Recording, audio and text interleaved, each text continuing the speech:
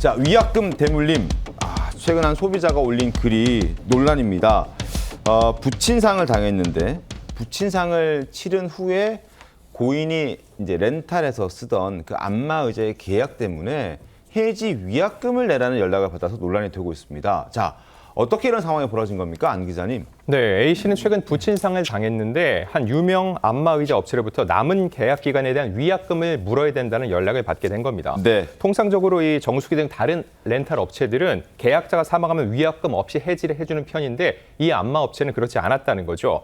통상적으로 이렇게 중도해지 자녀 계약금의 20% 정도를 위약금으로 내긴 하는데 이에 대해서 이 안마의자 측은 유가족의 부담을 고려해 10%만 청구했다고 얘기를 했지만 하지만 사망이라는 불가피한 상황 속에서 유가족들에게 위약금을 대물림되는 게 과연 온당한 일인지에 대해서 갑론을박이 이어지고 있습니다. 그러니까요. 계약을 했던 당사자가 사망을 했는데 그거를 위약금도 대물림이 돼야 된다? 어떻게 보십니까, 변호사님? 민법 일반 원칙상은 권리나 의무가 모두 상속이 되기 때문에요.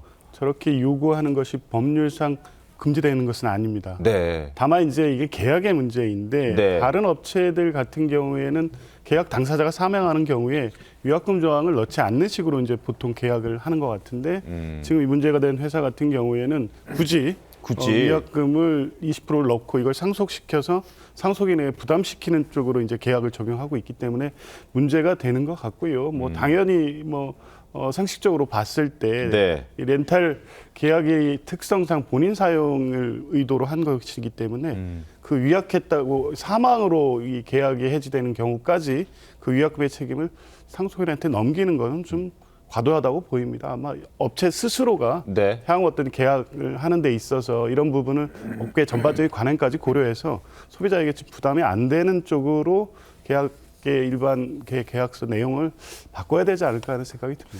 업체 측의 얘기를 들어보면 이게 업계의 관행이라고 주장을 하고 있다고 합니다. 그런데 다른 렌탈 업체들은 이런 계약을 하지 않는다고 하더군요. 이런 안마의자와 뭐 예를 들어서 정수기 네. 뭐 이런 게 좀 다를 수는 있겠죠.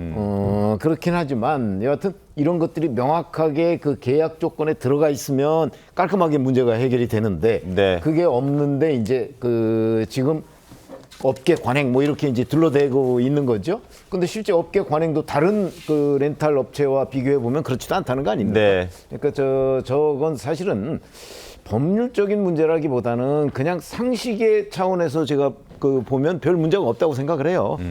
그렇기 때문에 본인이 계약했는데 그 본인의 사망이라는 다른 이유하고 전혀 다른 그런 사유로 그 만약에 이 계약이 해지될 상황이다 그러면 그거는 당연히 상식적으로 해결해야 되는 거죠.